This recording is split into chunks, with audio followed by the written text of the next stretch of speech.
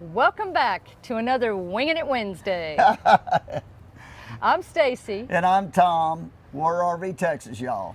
And this week we're talking about the new Texas State Park reservation system. And since it came out just, I guess, a couple months ago, there have been a few challenges. So we're going to talk about the experiences we've had with it, some things we've learned, and share a few tips that might help you plan your next trip to a Texas State Park. So stay tuned.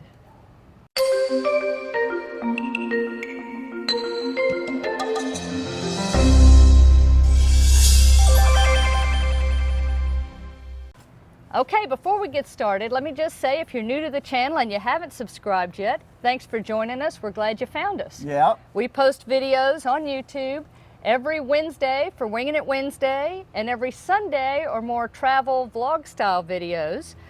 Drop them all at 10 a.m. Central. Hope you can join us. Hit the subscribe if you haven't already. Yep. On Wingin' It, we set our timer to 10 minutes. We talk about the topic and then we wrap things up. So we're 10 minutes on the clock. We're winging it. We're winging it. All right, so the new Texas State Park reservation system. Just to give you a little background, if you're not familiar with how Texas State Parks have done things prior to this change, it was quite different.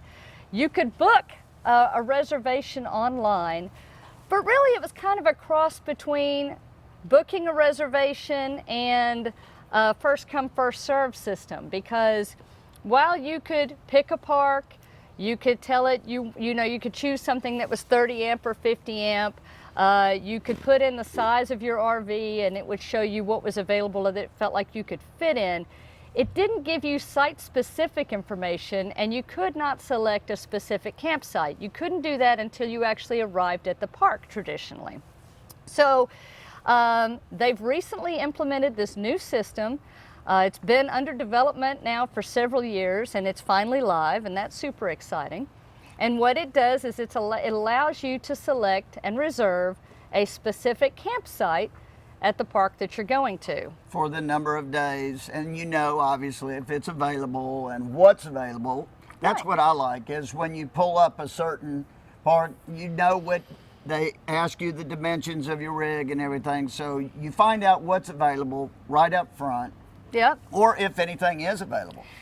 Exactly. And what's nice, it's on the Reserve America platform. So I know there's some other state park systems that have used this in the past. I think New York, maybe Florida, Oregon. So if you've used those systems, you're going to be familiar with it. And it's similar to me in the look and feel that some of the Forest Service parks and Corps of Engineers and so forth use with recreation.gov. So if you're familiar with those systems, it's not going to be completely foreign to you. But what's nice is you can put in that you want a tent site or a 30 amp site or a 50 amp site, a water connection, or you don't care about that. You tell it the size of your RV. It will show you only campsites that fit the criteria that you enter that are available in the park that you're interested in. And then you can select either from a map or from a list. Those sites, you can look at them. They'll give you dimensions of the pad, for example, how wide it is, how long it is, the max length of an RV that they think it'll fit. A lot of times it'll give you pictures so you can see if there are trees or obstacles Right. in the campsite that you need to be aware of, or maybe how much shade there is or not. So, y'all have probably seen some of that stuff before, but the thing that we heard before we even started trying to use it, some of the challenges that people were having to begin with, and one thing we really want to talk about is if you already had a Texas State Parks pass, there was no way to enter that Texas State Park pass. And so you could still book. That was not a problem, which we did. The first couple parks, we booked it. We didn't put in our Texas State Park pass. We couldn't. There was nowhere to There was nowhere enter to. So the downfall to that is you can't, with that, you have to pay day fees. Now with the new system, you you have to pay your whole reservation up front. Right. With the old Texas State Parks reservation system, you paid one night of camping, and then you paid the balance of your stay when you arrived at the park and picked your campsite. This new system requires you to pay your full stay up front when you make the reservation, including any day use fees that you're going to be responsible for, so camping and day use. Right. So with us, we had to pay the whole stay for both parks plus the day use fees, and we got no discounts. Now, here's a new quick tip, is that with the new system, once you get your Parks Pass entered, if you have a Parks Pass, once that happens, your second day of your stay is half price. Always. Always. There's no limit on the coupons anymore. So that's phenomenal. That's a great ad. So we just had to pay all that. So that takes us into our biggest tip of this video. Right. How you can get your card, your Texas State Parks Pass entered. Now, however, if you don't have a Texas State Parks Pass and you're coming to stay probably more than 5 or 6 days in a Texas State Park, we strongly recommend you purchase the State Parks Pass. Now, if you purchase it when you're making your first reservation, you'll be able to enter it into the system, and it should work fine. It'll all be linked together. And so you won't have to pay the day use fees, and you'll get your half price on your second day and that kind of stuff. So you shouldn't have any problems, and we strongly encourage that. It's a great value. But I'm going to let Stacy explain to you what we did to correct it to where we didn't have to pay the day use fees anymore, and we got our money refunded back to us for our day use fees and stuff. Right. So by default, the way the system is set up now, if you currently have a Texas State Parks Pass, it doesn't know that. And there's nowhere as you're entering your information to fill out your profile that it asks for that. And you know, obviously as they move forward and everybody's buying their passes online, that will be a non-issue, because when you create your account, your pass will be in there when you buy a new pass. But for those of us who already have a Texas State Parks Pass before this system was implemented, this is where the issue is.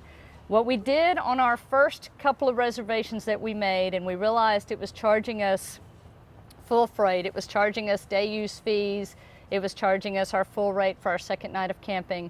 What we did was we contacted one of the parks and we asked them the question, and they said, well, yeah, when you get here and you actually sign in, you know, you show up at the park that you've made the reservation for, we will refund you all of those fees when we see your card. So that's an option. You could pay up front and then just get your refund when you arrive at the park. They'll refund you. That's not an issue. They're not going to, I mean, it's not going to be a problem, but I really didn't want to, we were going to be making a lot of reservations, and I really didn't want to upfront cost all of these additional fees that as a State Parks Pass user, we really weren't and not getting our second day at half price. Right. And blah, blah. We knew we'd still get refunded for that, but. So I called Austin, I called the Texas Parks and Wildlife headquarters. They are slammed busy right now, as you can imagine. And we are going to put that phone number right here, so you have that. Also, we'll put it down in the description, because that's an important piece to this puzzle. Right. So anyway, I called them. They weren't able to talk at the time because they're getting so many calls, I'm sure, about this, with questions on how to use the new system and how to link the pass and everything.